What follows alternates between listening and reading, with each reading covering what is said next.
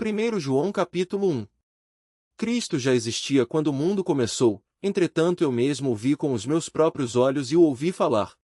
Eu toquei nele com as minhas próprias mãos, e isso proclamo a respeito da palavra da vida, enviada por Deus. Este que é a vida que vem de Deus foi revelado a nós, e nós asseguramos que o vimos e proclamamos a vocês a vida eterna, que estava com o Pai e depois foi revelada a nós. Eu repito que lhes estamos falando a respeito do que realmente nós mesmos vimos e ouvimos, a fim de que vocês possam participar da comunhão e das alegrias que nós temos com o Pai e com Jesus Cristo, seu Filho.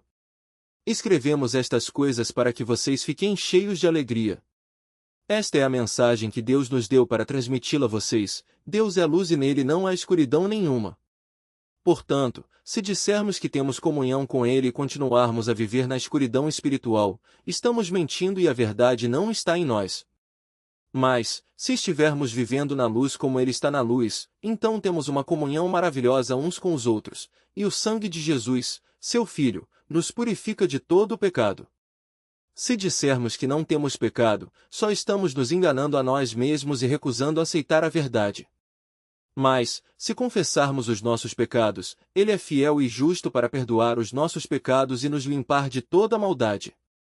Se alegarmos que não pecamos, estamos mentindo e chamando Deus de mentiroso, e a sua palavra não está em nós. 1 João capítulo 2. Meus filhinhos, estou lhes dizendo isso a fim de que vocês fiquem longe do pecado. Mas se vocês pecarem, existe alguém para interceder por vocês diante do Pai. O nome dele é Jesus Cristo, aquele que é tudo quanto é bom e que agrada completamente a Deus. Foi ele quem levou sobre si a ira de Deus contra os nossos pecados e nos levou à comunhão com Deus, e ele tornou possível o perdão para os nossos pecados, e não somente para os nossos, mas também para os do mundo inteiro.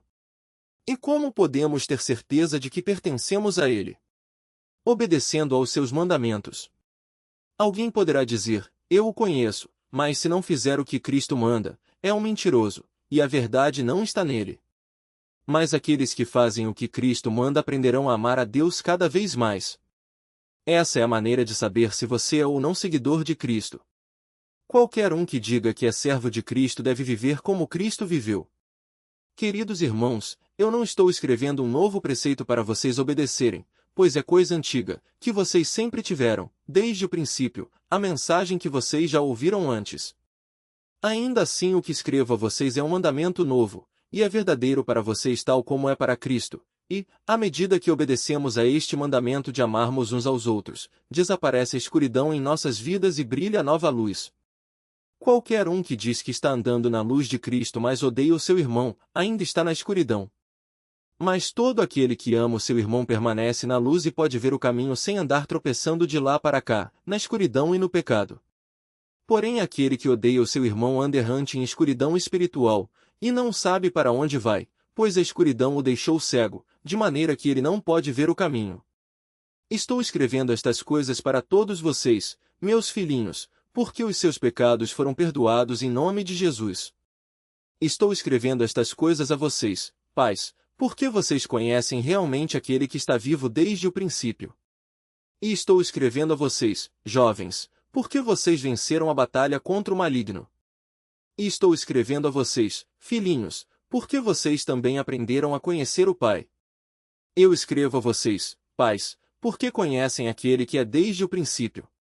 Eu escrevo a vocês, jovens, porque vocês são fortes, e têm a palavra de Deus em seus corações, e triunfaram contra o maligno. Deixem de amar este mundo mau e tudo o que ele lhes oferece, pois quando vocês amam estas coisas mostram que realmente não amam o Pai, porque todas estas coisas mundanas, os maus desejos da natureza humana, os maus desejos dos olhos, a ambição pelas coisas desta vida, não provém de Deus, e sim do próprio mundo pecaminoso. E este mundo está perecendo, e essas coisas mais e proibidas perecerão com ele, mas todo aquele que perseverar em fazer a vontade de Deus viverá para sempre. Filhinhos, chegou a hora final deste mundo. Vocês já ouviram falar do anticristo que vem, e já apareceram muitas pessoas assim. Isso nos deixa ainda mais convencidos de que o fim está próximo.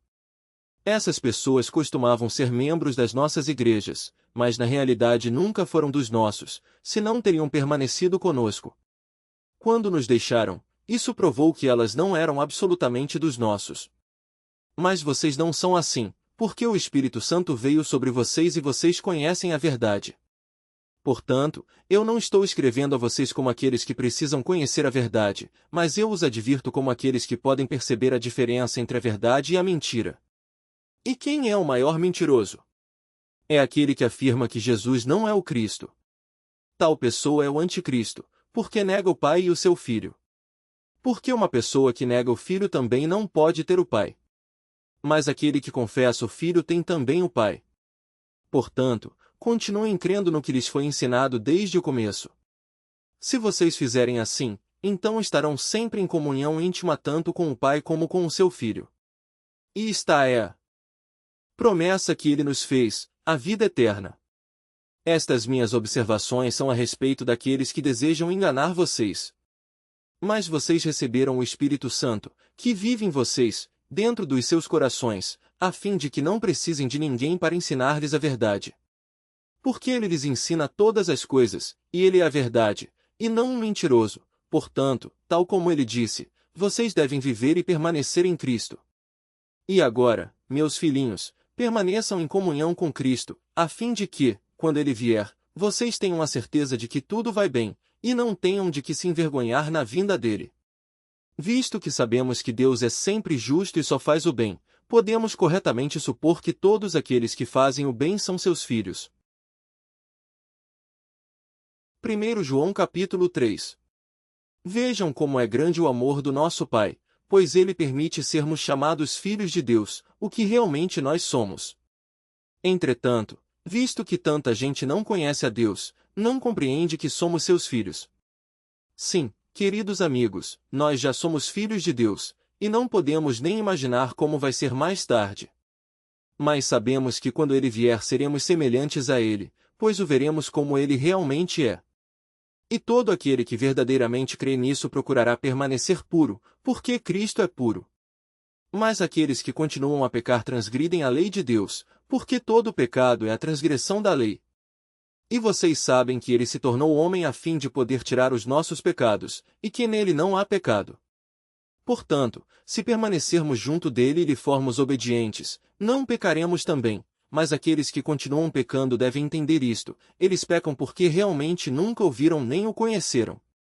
Meus filhinhos, não deixem que ninguém engane vocês acerca disto. Se vocês estão constantemente fazendo o que é justo, é porque vocês são justos, assim como ele é justo. Mas, se vocês continuarem a pecar, isso demonstra que vocês são do diabo, porque o diabo peca desde a criação do mundo. Mas o Filho de Deus veio para destruir essas obras do diabo. A pessoa que nasceu na família de Deus não faz do pecado um hábito, porque agora a vida de Deus está nela e, portanto, ela não pode continuar pecando, pois essa vida nova nasceu dentro dela e a domina, ela nasceu de Deus. Assim, agora podemos saber quem são os filhos de Deus e quem são os filhos do diabo. Todo aquele que não faz o que é certo e não ama a seu irmão mostra que não é filho de Deus. Porque a mensagem enviada a nós desde o princípio é que devemos amar uns aos outros. Não devemos ser como Caim, que era do maligno e matou a seu irmão. Por que ele o matou? Porque Caim estava praticando o mal e sabia que o seu irmão praticava o bem. Portanto, não se admirem, queridos amigos, se o mundo odiar vocês. Se amarmos os outros cristãos, isso prova que passamos da morte para a vida. Mas uma pessoa que não tem amor pelos outros permanece na morte. Qualquer um que odeia seu irmão em Cristo já é, na realidade, um assassino, e vocês sabem que nenhum assassino tem a vida eterna dentro de si. Nós sabemos o que é o amor verdadeiro pelo exemplo de Jesus Cristo, ao dar a sua vida por nós. E, portanto, nós devemos dar a nossa vida pelos nossos irmãos em Cristo. Mas, se alguém que se considera seguidor de Cristo possuir o suficiente para viver bem e, vendo um irmão em necessidade, não o ajudar, como é que o amor de Deus pode estar nele? Filhinhos, deixemos de dizer apenas que amamos as pessoas, vamos amá-las realmente e mostrar isso pelas nossas ações. Então saberemos com toda a certeza pelas nossas ações que estamos do lado de Deus, e a nossa consciência estará limpa. Mas, se a nossa consciência estiver pesada e sentirmos que fizemos o mal, o Senhor é maior que a nossa consciência e sabe tudo quanto fazemos. No entanto, meus queridos amigos, se a nossa consciência estiver limpa, podemos ir ao Senhor com segurança e confiança, e receber tudo o que pedirmos, porque estamos obedecendo a Ele e fazendo as coisas que lhe agradam. E é isto que Deus diz que nós devemos fazer: crer no nome do seu Filho Jesus Cristo e amar-nos uns aos outros, como Ele nos mandou fazer. Aqueles que obedecem aos seus mandamentos, esses estão vivendo em Deus e Deus neles. Sabemos que isto é verdade porque o Espírito Santo, que Ele nos deu, confirma isso. 1 João capítulo 4. Meus queridos, não creiam em qualquer espírito, só porque alguém diz que está trazendo uma mensagem de Deus. Examinem primeiro os espíritos, para ver se realmente são de Deus. Porque há muitos falsos mestres saindo pelo mundo. E o meio para descobrir se a inspiração vem da parte do Espírito de Deus é o seguinte: todo ser que confessa realmente que Jesus Cristo tornou-se verdadeiramente homem com um corpo humano vem de Deus. Mas todo ser que não confessa Jesus, não vem de Deus. Este é aquele que é contra Cristo, o anticristo, acerca do qual vocês já ouviram que ele viria, e agora ele já está no mundo. Meus filhinhos, vocês são de Deus e já ganharam a luta contra aqueles que se opõem a Cristo, porque aquele que está no coração de vocês é mais forte do que aquele que está no mundo. Esses homens são deste mundo e, portanto, estão preocupados com os assuntos mundanos, e o mundo lhes presta atenção. Mas nós somos filhos de Deus, e, portanto, somente aqueles que conhecem a Deus nos ouvirão. Aqueles que não vêm de Deus não nos ouvem. Esse é outro modo de reconhecer o espírito da verdade e o espírito do erro. Queridos amigos, amemo-nos uns aos outros, pois o amor provém de Deus, e aqueles que amam mostram que são filhos de Deus e conhecem a Deus. Mas, se alguém não ama demonstra que não conhece a Deus, porque Deus é amor. Deus mostrou quanto nos amou enviando seu único Filho a este mundo pecaminoso para que pudéssemos viver por meio dele. Nisto sabemos o que é o verdadeiro amor: não é o nosso amor por Deus, mas sim o seu amor por nós, quando nos enviou o seu Filho para acalmar a ira de Deus contra os nossos pecados. Queridos, visto que Deus nos amou tanto assim, é evidente que nós também devemos amar-nos uns aos outros. Porque, embora nós nunca tenhamos visto a Deus, quando nos amamos uns aos outros, Deus vive em nós, e o seu amor em nós torna-se cada vez mais visível. Ele colocou o seu próprio Espírito Santo dentro dos nossos corações, como prova de que estamos vivendo nele e ele em nós. Além disso, nós vimos com os nossos próprios olhos e agora testemunhamos que Deus enviou o seu Filho para ser o Salvador do mundo. Qualquer um que confessar publicamente que Jesus é o Filho de Deus tem Deus vivendo nele, e ele está vivendo em Deus. Nós sabemos quanto Deus nos ama porque já sentimos o seu amor e porque cremos nele quando ele nos diz que nos ama profundamente. Deus é amor, e qualquer um que vive em amor está vivendo em Deus e Deus está vivendo nele. E, à medida que vivemos em Cristo, o nosso amor se torna mais perfeito e completo, e, assim, nós não nos envergonharemos nem ficaremos perturbados no dia do juízo, mas poderemos apresentar-nos diante dele com confiança, porque a nossa vida neste mundo é como a vida de Cristo. No amor não existe medo, seu perfeito amor por nós afasta todo medo. Se estamos com medo, é porque tememos o seu castigo, e isso mostra que não estamos completamente convencidos de que ele realmente nos ama. Portanto, o nosso amor por ele vem como resultado de ele nos ter amado primeiro.